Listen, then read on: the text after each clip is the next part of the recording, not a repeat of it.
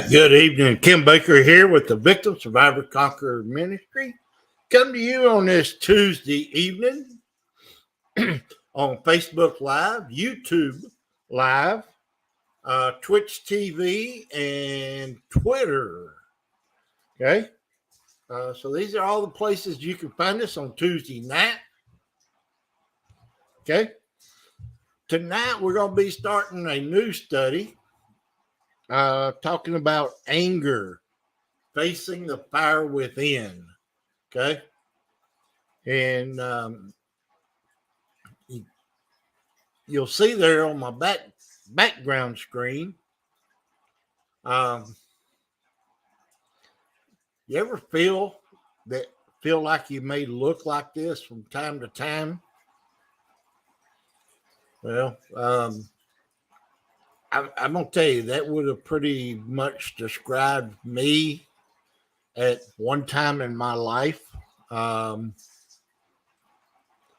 Yeah, I really struggled with anger. Anger was an issue that took me a lot of years to overcome stuff and to start getting past my anger. Okay, does that mean I don't get angry anymore? No, I get angry just like anybody else does. But it does not consume me the way it used to. Okay. All right. If you're on Facebook, if you would, please hit one of the buttons. Okay. On YouTube, be sure and hit the little icon bell and like our YouTube page, our YouTube channel. Okay. And so let's get into with starting off with tonight's study. Now, I will tell you, this study of anger will be probably about 8 to 10 weeks long. Okay. But don't worry, if you miss an episode, you can always go back on Facebook or YouTube and watch it later. Okay. So you'll still have an opportunity to catch it at later on down the road. Okay. All right.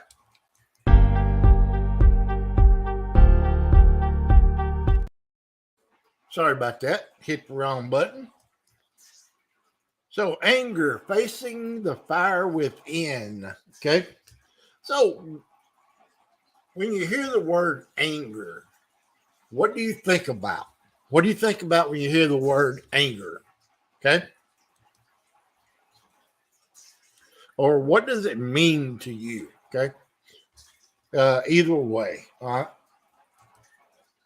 Well, anger is a very strong emotion of irritation or agitation that normally occurs when a need or an expectation goes unmet.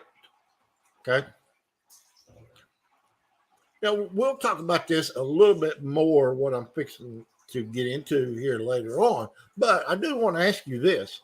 Okay. Another question is this.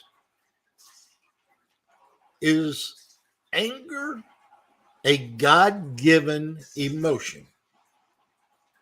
Is anger a God-given emotion? Okay.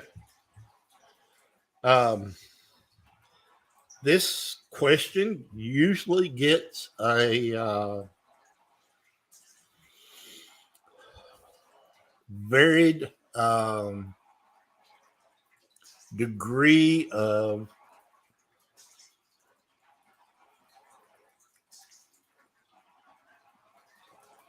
conversation, trying to figure out the best way to put it. Some people do get very upset if I refer to this as a God-given emotion, because they believe that no, God is not an angry God. Okay. Or he's not a God of anger. Okay. And so we'll look at it a little bit closer down the road. But do you think it is a God-given emotion? Okay. So do you know what Proverbs chapter 29, verse 11 actually says about anger? Well, let's look at it. Okay. A fool gives full vent to his anger, but a wise man keeps himself under control.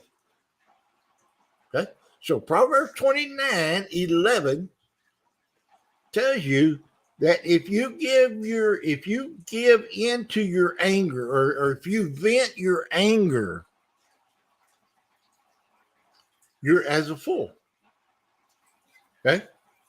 But one that keeps himself under control is a wise man. Okay. So which side of the spectrum here do you want to line up with, or do you want your life to line up with? Do you want your life to line up to look like a fool or a wise man? Okay. Well, what about Proverbs 15, chapter 15, verse 18? What does it say about anger? Okay. And there's a lot of other scriptures that talk about anger. And we'll look at some of them as we go along through this course of this study. Okay. A hot-tempered man stirs up strife, but one who is slow to anger calms a quarrel. Have you ever been involved in a quarrel? Okay. Most of us probably have. Well, let me just rephrase that. Everybody at some point has been. Okay. Yeah, absolutely. Okay. So again, where do you want your life to line up? How do you want your life to line up? Do you want your life to line up as one being in strife? Or would you want your life to calm quarrels? Okay.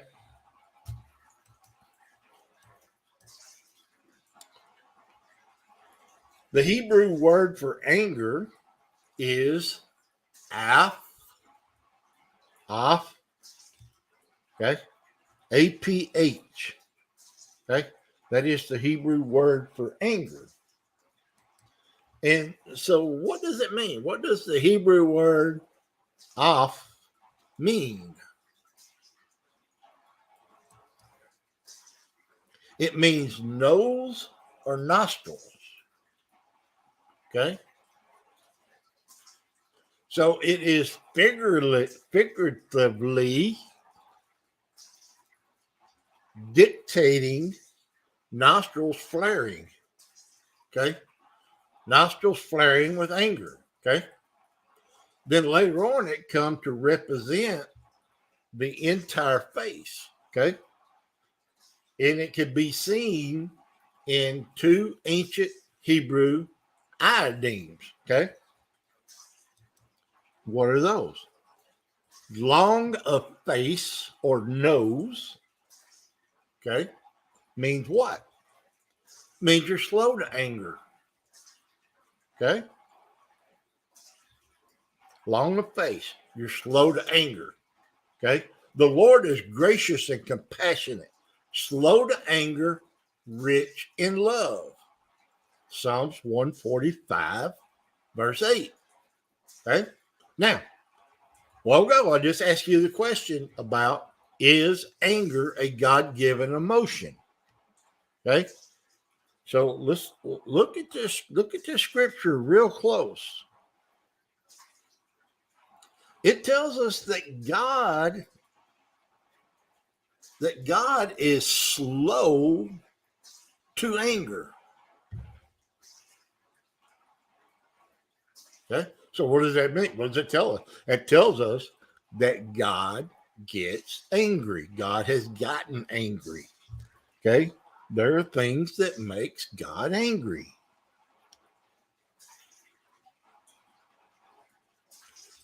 But if we back up and look at the first part of this scripture right here, it tells us though, okay, God gets angry, but guess what? God is gracious and compassionate. He is gracious and compassionate. Okay. So the next meaning of off or APH, which is the Hebrew word for our English word of anger, means short of face. Okay. So short of face or short of nose means what? Long of face meant what? Slow to anger. So short of face means that you're quick to anger. Okay? You're quick to anger. Okay? A quick-tempered man does foolish things. Proverbs chapter 14, verse 17. Okay? All right. Again, this is Kim Baker with the VSC Ministry coming to you on this Tuesday night. This is our study of starting our first night of anger, facing the fire within. Okay? So, yes, somebody that is quick-tempered does foolish things. Okay?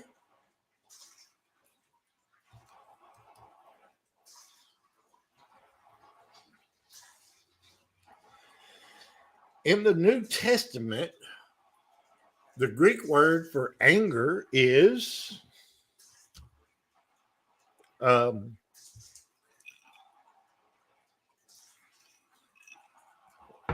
yeah.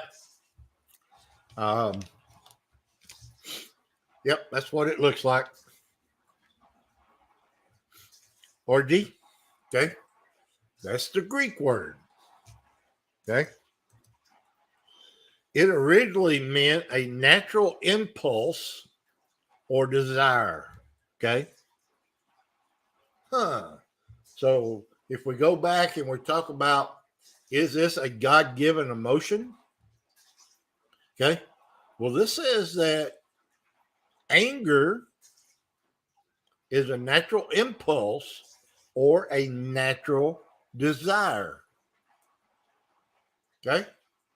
But later, it becomes to signify anger. Anger as the strongest of all passions. It is often translated wrath because of its powerful, lasting nature. Okay? For those who are self-seeking and who reject the truth, follow evil, there will be wrath and anger. Romans chapter 2, verse 8. Okay?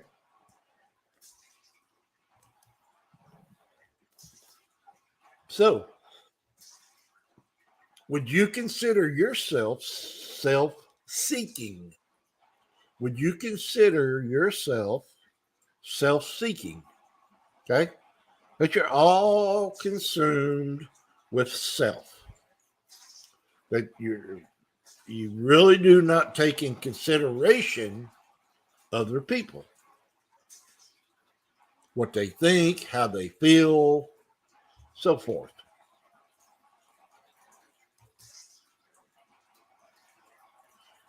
All right. Well, what about maybe a spouse, maybe friends, acquaintances? Would they say that you are self-seeking? Okay. Maybe you wouldn't, but maybe somebody else would say that. Okay. All right. We've all have looked at candles and looked at the flames of a candle or a fireplace or whatsoever. But what do you think is what color is the hottest part of the flame on a candle? What is the hottest part of the flame on a candle? Got any ideas? How many of you would say the red or the yellow? Okay. Well, actually, it's the blue. The blue part of the candle is actually the hottest part of the candle, okay, or the flame. Okay. How many degrees Celsius do you think it is? How many degrees Celsius? Okay. And I know that we do not go by Celsius over here in the United States. 1400 degrees Celsius. Okay. And I need to figure this up, the conversion.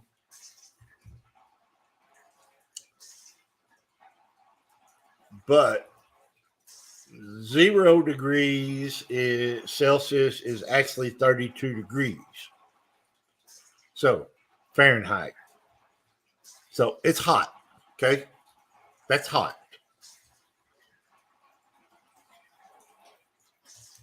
Okay. So anger can lightly blank or severely blank. What do you think it might? Anger can lightly singe or severely scorch. Okay. Yes, absolutely. You know, if you're one that deals with anger in your life and you have unresolved anger in your life, if you're not careful, this is the range to which you could be affecting people around you. Okay. Your anger could be lightly singeing people around you, or if you're not careful, you could be severely scorching people around you. Okay. This is how serious that this topic is that we need to really take a close look at our lives and try to figure out, do we have unresolved anger? Where does it come from? How can I deal with it? How can I get it under control?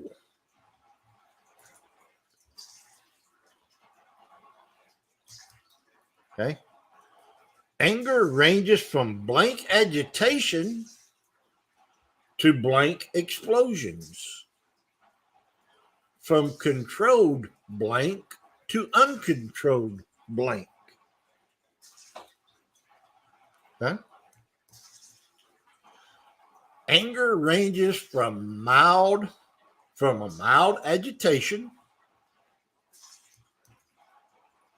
to hot explosions, and from controlled irritations to uncontrolled eruptions. Okay. Where are you at? Okay.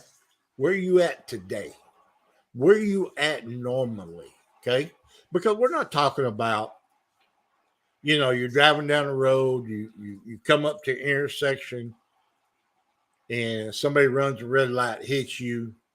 Okay. We know you're going to go to pretty much hot, from mild to hot real quick. Okay. But what we're talking about is in a normal day,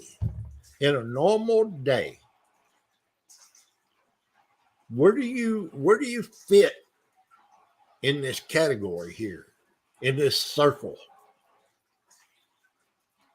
Okay. Are you having mild agitations? Or are you having hot explosions?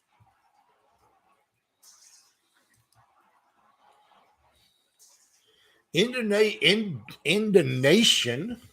is simmering anger provoked by something appearing to be what? What does indignation appear to be? Okay. That is something that is unjust or unkind, but it is often perceived as justified. Okay. In other words, I have a right to my indignation. I have a right to my anger. Okay. There are people that live that way. Hey, you don't like it? That's your fault. You get over it. It's your problem. Okay. Did Jesus ever become indigent? Okay. Did he ever get irritated? Okay. Did Jesus ever get mad? Did he ever get angry? Okay. Well, the answer to that is absolutely yes, he did. Okay. When Jesus saw this, he was indigent. He said to them, "Let the little children come to me and do not hinder them, for the kingdom of God belongs to such as these." And that is Mark chapter 10, verse 14. Okay.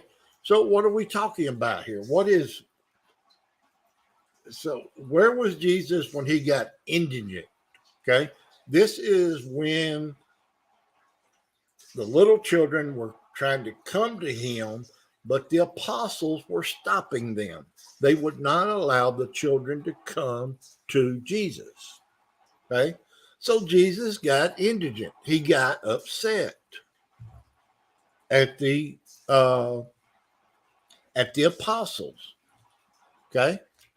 Now, there's another story, very famous story about Jesus. What about Jesus and the money changers in the temple? Then here's Jesus. He's in Jerusalem,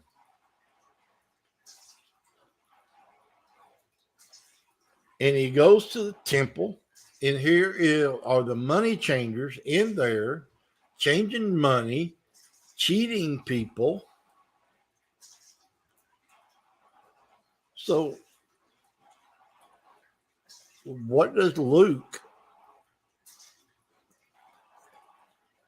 No, John. It's in John. In John, all four gospels record what happens here at the temple with the money changers. Okay. But in John goes just a little bit farther than the rest of them do. Okay.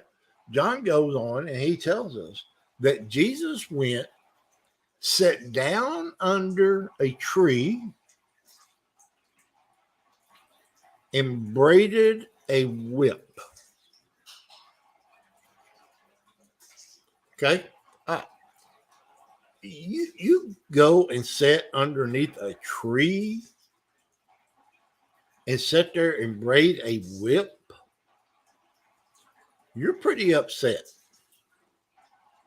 Okay? You're pretty angry. Okay? So if God gets angry, if Jesus got angry, then is it a sin for us to get angry? No, it doesn't. Okay? Now, here's the thing. It's what we do with our anger that makes the difference. Okay? Like the situation I said a few minutes ago, you're driving along, you're coming up from an intersection, somebody else coming from the other direction runs a red light, hits you, you're going to be angry that your car or your vehicle, your truck, whatever, got hit. Okay? Anybody would. Okay? Now, what do you do once you realize, okay, I'm not hurt? Okay, yes, my car's hurt, but I'm not hurt. Nobody else is hurt. Okay? It's what we do after that point is whether or not that anger becomes sin. Okay? You get out of your vehicle, you start screaming, cussing, hollering, threatening to hit somebody, threatening to get in a fight. Okay? Yes, you went too far. Okay? So it's what we do with the anger that makes a difference whether or not that we sin or we do not sin. Okay? Very important to understand that part of it. Okay?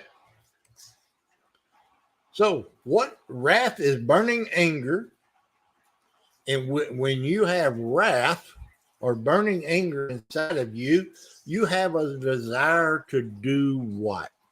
What do you think you have a desire to do when you have wrath or burning anger inside of you? Avenge. Okay? Just like I was the scenario that I was just talking about. Okay? If you jump out of your car with wrath and burning anger, you want to avenge what had just happened to you. Okay? Again, that's where we cross over into sin. Okay? Because why? Because wrath will move you from an inner emotion of anger to an outward expression of anger. Okay? Wrath causes you to avenge, which causes the emotion of anger coming from within to be an expression outwardly.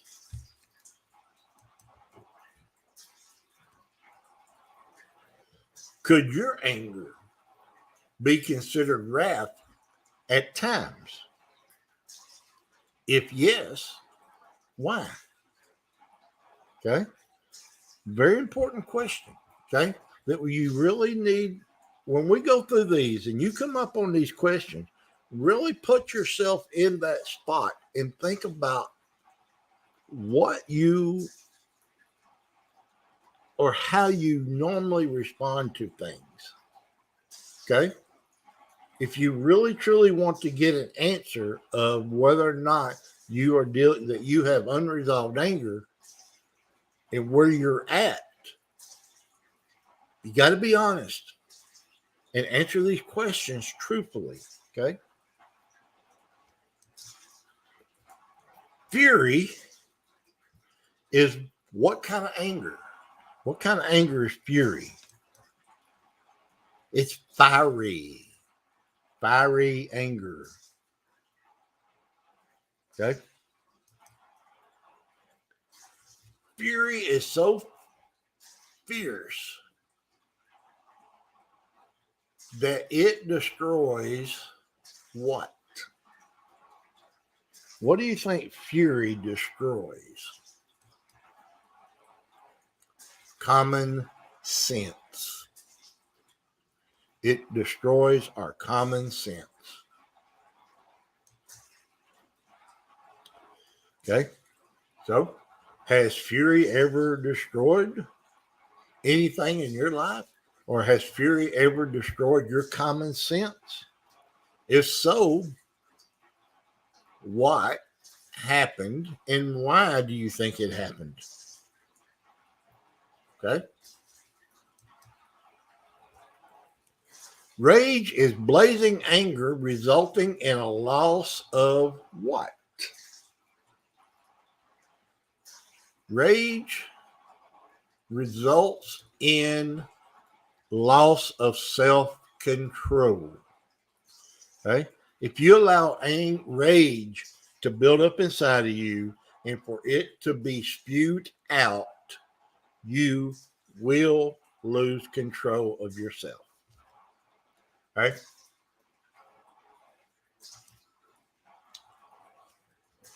So, has rage ever caused you to lose control? What did you lose control of? Okay. All right. Now, can anger be a good thing? Why or why not? Okay. Can anger be a good thing? Yes, absolutely. Anger can be. Okay. It can be. Okay. Because when we start getting angry, that should be a signal to us that something is wrong. So when that signal starts going off,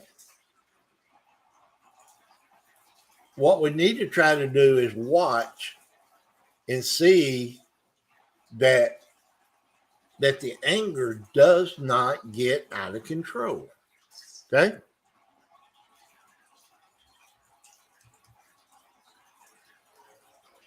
Can you give an example of it being a good thing? Can you give an example of how anger could be a good thing? And can you give an example of it being a bad thing? Okay.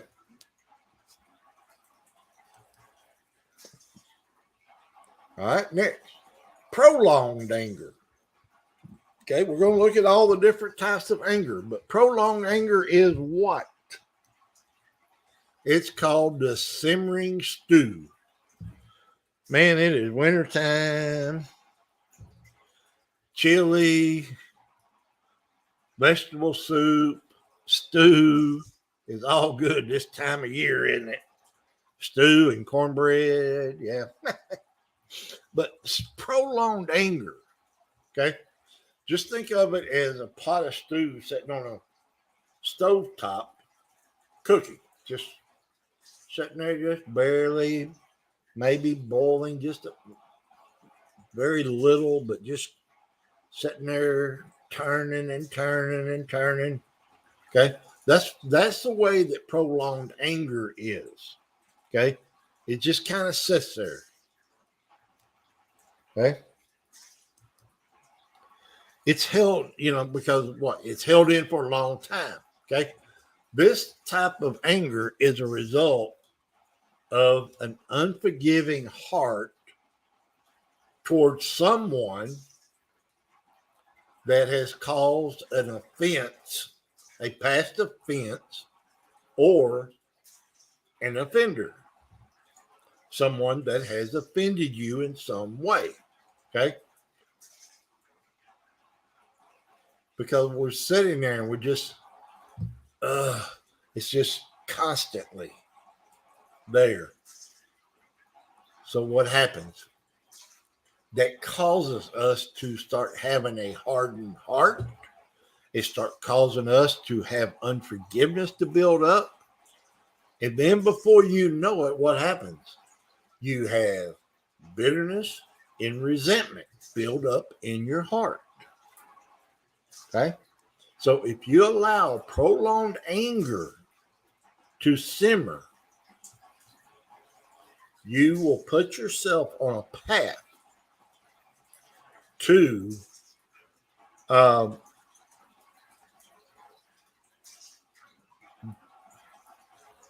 bitterness and resentment.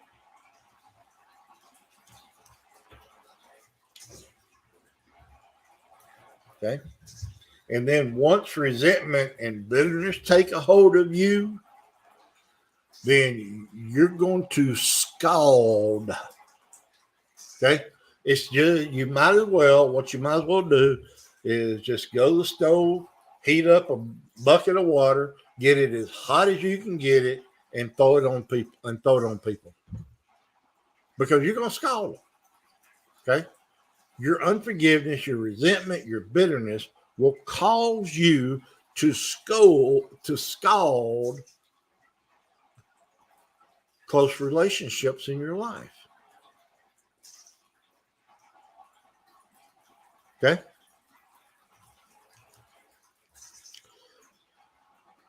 So, according to Hebrews chapter 12, verse 15, what will bitterness do to you? What will bitterness do to you? See to it that no one misses the grace of God and that no bitter root grows up to cause trouble and defile many. That is Hebrews chapter 12, verse 15. Okay?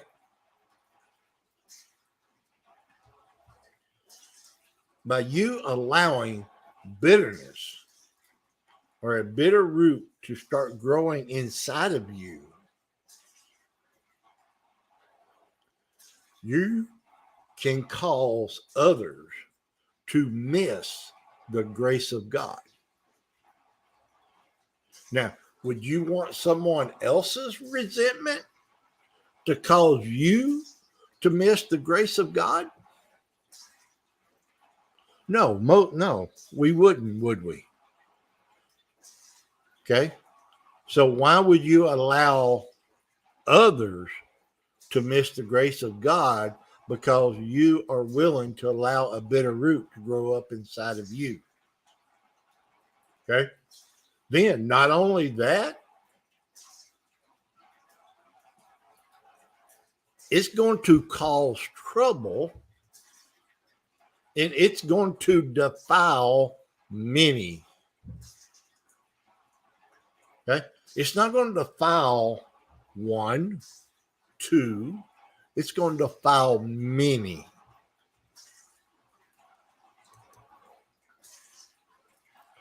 Blank anger is called the pressure cooker. Okay. So what do you think? This is pressed down anger.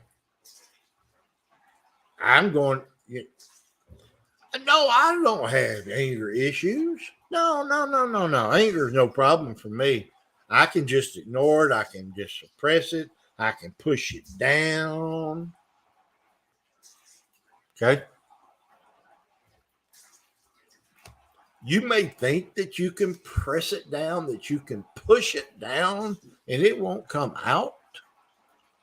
But I promise you, somewhere, some way, somehow, it's going to let loose. Okay. And when you let off that pressure, it's coming out.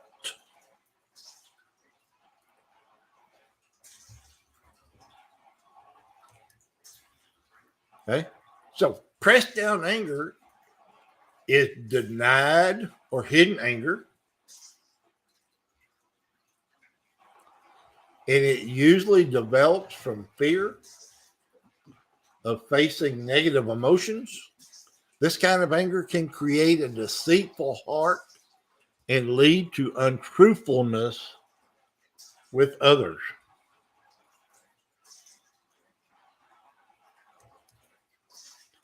Failure to honestly confront and resolve angry feelings can result in self pity, self contempt, and self doubt. And it will ultimately sear close relationships.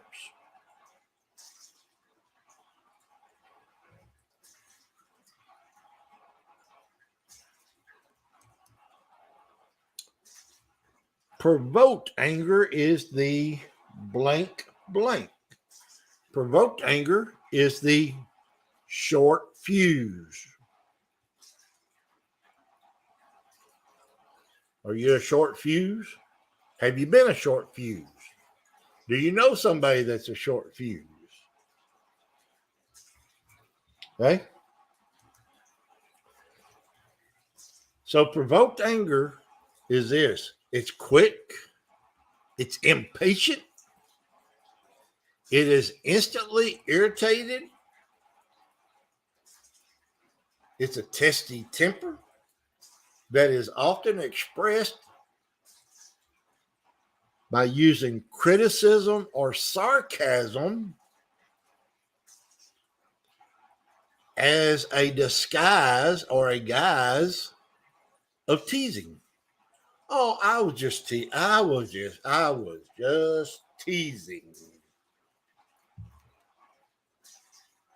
But you know what? Provoked anger will ultimately burn close relationships. Are you using are you using criticism? Are you using sarcasm in your marriage?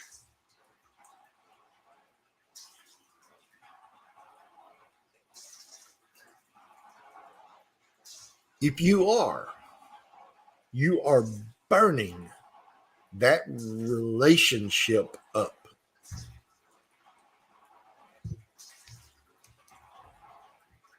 Profuse anger is the blank blank. It is the volatile volcano. The volatile volcano. The profuse anger is powerful, it's destructive, and it's hard to control. Usually, releasing this type of anger is characterized by contempt, violence, and abuse. And guess what? If you're allowing the volatile volcano to erupt, you are cremating the close relationships in your life.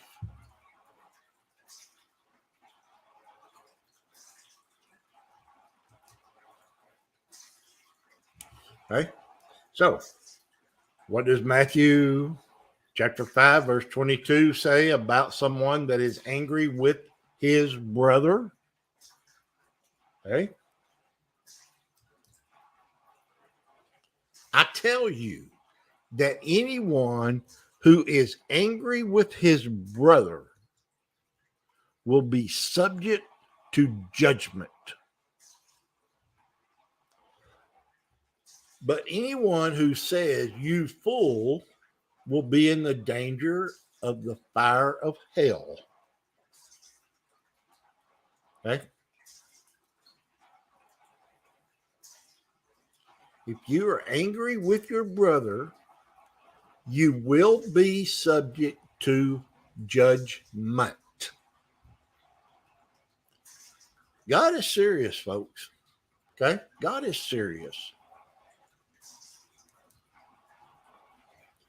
And again, that's Matthew chapter 5, verse 22. Okay? Why do some people take out their anger on innocent bystanders? Those who have nothing to do with the problem. Have you ever experienced that?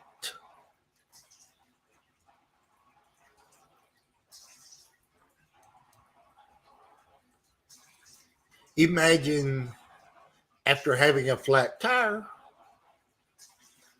your boss comes in, he starts yelling at your employee or at his employee.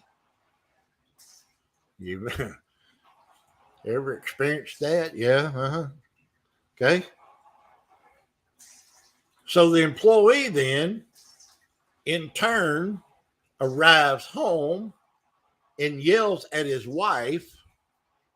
Then the wife then screams at their son. Then the son who turns around and kicks the cat. This could be called the blame game. Okay. And I know this is kind of lighthearted in a way, of looking at this, but this is how anger can affect so many people and not just yourself. Okay. You may not be going through a lot, but maybe maybe you may be having some things go on in your life, but somebody does something, and then what happens? It starts bubbling, it starts simmering with you. Okay, you're already simmering a little bit.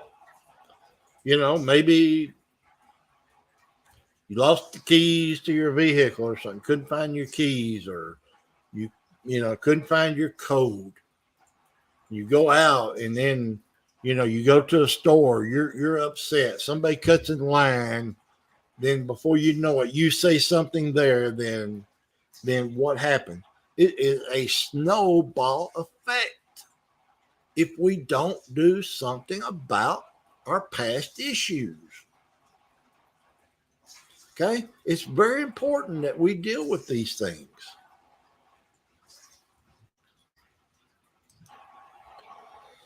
Ultimately, angry people who are afraid to confront those who hurt them will often pick targets that they can safely overpower. Their easy victory inflates their sense of power, giving them a false sense of significance. Okay? Now, who do we know are known for misplacing their anger onto weaker, more vulnerable people? We see it all the time. We hear about it. Bullies. Yes, absolutely. Bullies.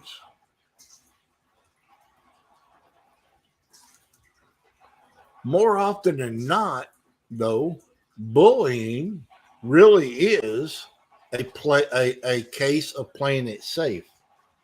Okay? Because most of the time, bullies vent or pick on someone who they think can't fight back or won't fight back. The bully stored up anger generally comes from being abused by someone that they feel powerless to confront.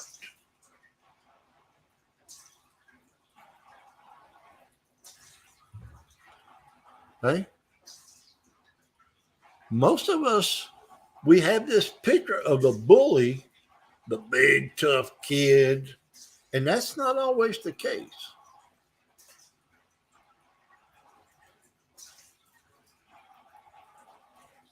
Okay?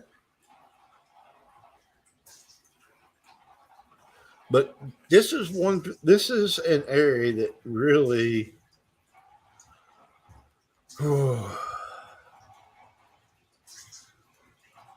that really gets me going. Um,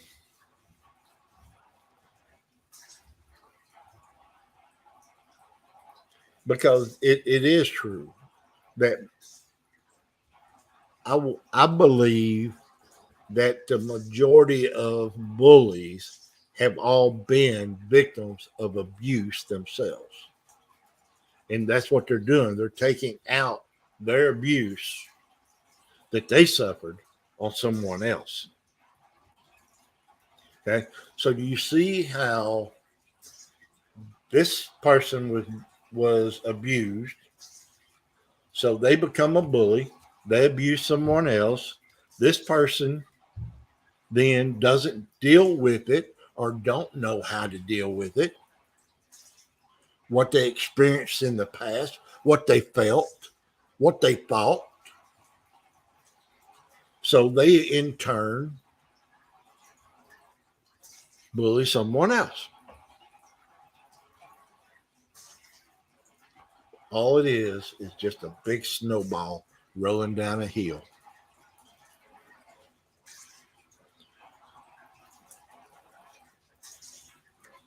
Um, the last couple of days, it might have been yesterday, that I posted a thing on the VSC page talking about generational curses, and this is exactly what I'm talking about. Bullies are a form of generational curses. Why? Because it happens over and over and over and over and over and over. Okay?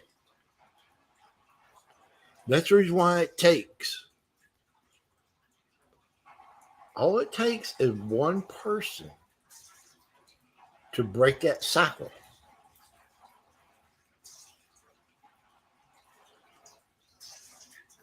Okay? If you were bullied, if you were bullied as a kid,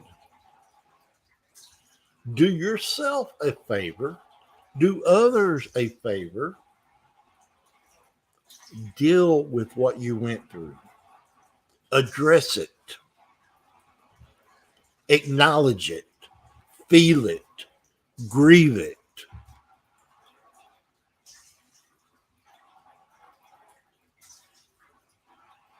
and you be the one to break that generational curse that was put on you.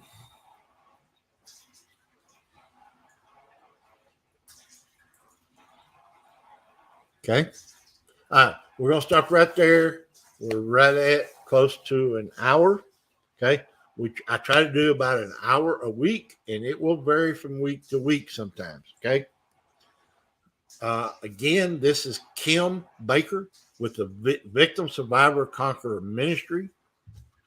Come to you on Facebook Live, YouTube, Twitch TV, Twitter. Okay.